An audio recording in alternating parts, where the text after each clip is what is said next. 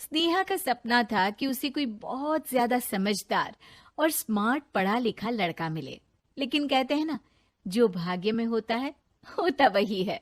देख, मैं साफ कह रही हूँ, लड़की के बाप के पास भर भर के पैसा है। अरे एक बार लड़की ने तुझे पसंद कर लिया तो समझ के पैसे की तो नदियां भर जाएंगी, लेकिन फिर भी तेरी प्यास नहीं बुझेगी बेटा। अरे माँ, फ्रिज में मैंने 2 बोतल पानी की रखी है, और कैसे प्यास बुझेगी? अरे 5वीं फेल, मैं बात कर रही हूँ पैसों की प्यास की। तू गवाह नहीं समझेगा इस बात को। बस तुझसे लोगों की नौकरी करवा लो। वो क्या है ना आशीष की माँ, वो सीधा है, और जिसे तू लोगों की नौकरी बोल रही है ना, वो आशीष का प्यार है अपने लोगों के लिए, जिनसे वो प्यार करता है या जिनसे जुड़ा हुआ है वो। अरे जमाना नहीं रहा वो। अरे आज की डेट में तो ना बेटा माँ का है, ना ही पति पत्नी का। कैसी बात कर रही है माँ? चाहे दुनिया यहाँ की वहाँ क्यों ना हो जाए, मैं आपके बिना नहीं रह सकता, ना ही मैं आपको कभी धोखा दे सकता हूँ। अरे हाँ, ठीक है ठीक है। देख, लड़की को पढ़ा लिखा लड़का चाहिए तो वहाँ चुप रहना। जबान खोलेगा तो पता चल जाएगा कि 5वीं पास है। अरे तो पढ़ा देती ना आगे। माना सौतेली माँ हो, लेकिन दहेज की लालच तो अपने बेटे जैसी ही रख रही हो। पापा ऐसा मत बोलिए ना माँ को, वो मेरी माँ है, मैं उनसे बहुत प्यार करता हूँ। अच्छा अच्छा बेटा, कुछ नहीं कहता, बस तैयार हो जा, चलते हैं और देखते हैं कि कौन है लड़की और क्या चाहती है। सभी मिलकर लड़की देखने जाते हैं, जहाँ स्नेहा आशीष को देखकर ही इम्प्रेस हो जाती है। वाह, कितना हैंडसम है, काश इससे मेरी शादी हो जाती, लेकिन पता नहीं कितना पढ़ा लिखा है। स्नेहा, लड़का बहुत अच्छा है, बेचारी की माँ दूसरी है, लेकिन देख रही है ना, हीरा भी इतना चमकीला नहीं होगा जितना कि ये। स्नेहा को समझ नहीं आता कि वो क्या करे। वो आशीष से मिलती है, उसकी सादगी, उसकी बातें उसे भा जाती है। मैंने नहीं सोचा था कि इतना पढ़ा लिखा लड़का मुझे मिलेगा, मैं शादी करने के लिए तैयार हूँ। और फिर स्नेहा और आशीष की शादी हो जाती है। शादी के बाद सासू माँ कहती है, अरे बेटा, वो तेरे जेवर मुझे दे दे, मैं संभाल कर रख दूंगी। स्नेहा, जो कि खुद भी एक समझदार लड़की थी, नहीं नहीं, मैं अपने जेवर नहीं दूंगी, उसके लिए तो मैंने पहले ही लॉकर खुलवा लिया था माँ जी। ये मेरी कुछ आर्टिफिशियल ज्वेलरी है, इसे रख लीजिए।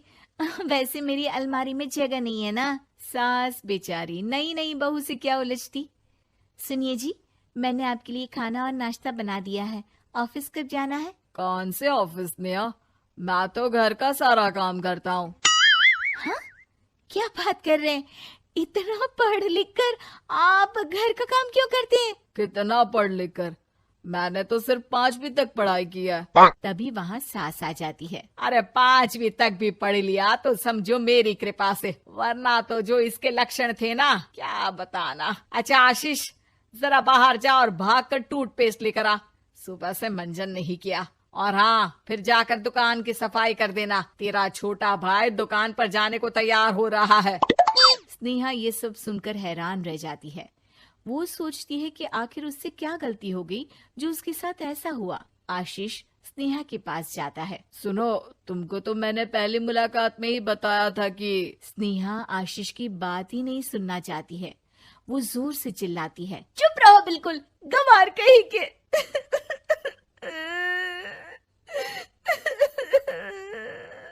कितना बड़ा धोखा हो गया मेरे साथ, अब मैं इस घर में नहीं रह सकती। प्लीज ऐसी बात मत करो, मेरी पत्नी हो तुम, जैसे बोलोगी मैं वैसा करूंगा। मैं कोशिश करूंगा बाहर जाकर कोई काम ढूंढ लूं, पर प्लीज मत जाओ। चुप रहो गंवार कहीं के, मैं तुम्हारे जैसी की बीवी हो ही नहीं सकती। आशीष स्नेहा को लाख समझाने की कोशिश करता है, लेकिन वो अपने मायके चली जाती है। माँ चलिए ना, स्नेहा को मना कर लेकर आते हैं। अरे जाओ, बनाने जाए मेरी जूती।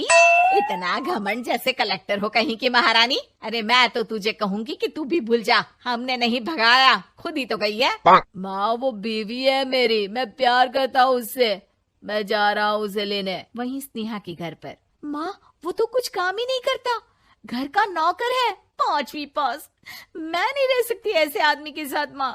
बेटा वो लड़का बहुत अच्छा है, उसकी तारीफ मैंने हर किसी से सुनी है। तेरा पति है, अब तक एक गलत माँ के साथ रह रहा था, तू संवारेगी तो संवर जाएगा। तभी वहाँ आशीष आ जाता है। मुझे माफ कर दो स्नेहा, पर प्लीज मुझे छोड़कर मत जाओ। मेरी माँ के जाने के बाद मुझे तुम्ही से सारी उम्मीद है। तुम जैसा कहोगी मैं करूँगा, पर प्लीज मेरे साथ रहो। सबके समझाने बुझाने के बाद स्नेहा आशीष के साथ घर आ जाती है। आ गई महारानी, अब आई हो और सच्चाई भी पता चल गई है, तो थोड़ा तमीज से पति के साथ घर देख, रसोई संभाल और हम सबकी सेवा कर। देखो, मैं अब इस घर में बंटवारा चाहती हूँ। जो मेरे पति का हिस्सा है वो उसे मिले और वो आज से कोई काम नहीं करेंगे।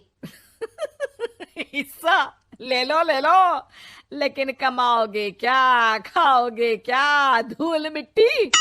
अरे तेरा पति किसी काम का नहीं है, वो तो मेरा बेटा कमा रहा है तो 2 रोटी मिल जाती है इसे।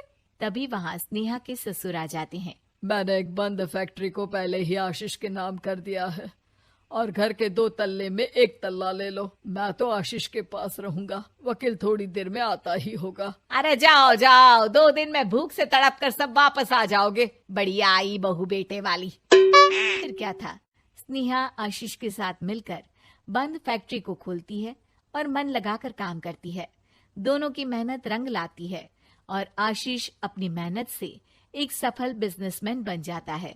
लेकिन एक दिन, अरे बहू बेटा आशीष, मुझे माफ कर दो, मैं भी अब तुम लोगों के साथ रहना चाहती हूँ। इस कमबख्त ने तो दुकान का बेड़ा गर्क कर दिया। वो तो आशीष था जो सारा दुकान का काम संभालता था। बेटा हमारे पास तो अब खाने को भी नहीं बचा। माँ जी, इसे कर्म के फल कहते हैं। खैर, खाना है तो आपको और आपके बेटे को काम करना पड़ेगा, समझी? हे भगवान, अब ये दिन आ गए हैं कि बहू के साथ रहने के लिए मुझे काम करना पड़ेगा। बेटा आशीष, तू ही समझाना अपनी बीवी को।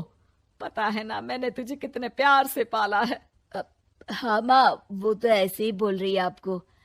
अरे घर में कामकाज के लिए बहुत सारे नौकर चाकर है, आप आराम से रहिए माँ। स्नेहा आशीष का अच्छा और सरल सच्चा व्यवहार देखकर मन ही मन सोचती है, मेरा पति गवार ही सही, लेकिन दुनिया का सबसे अच्छा इंसान है।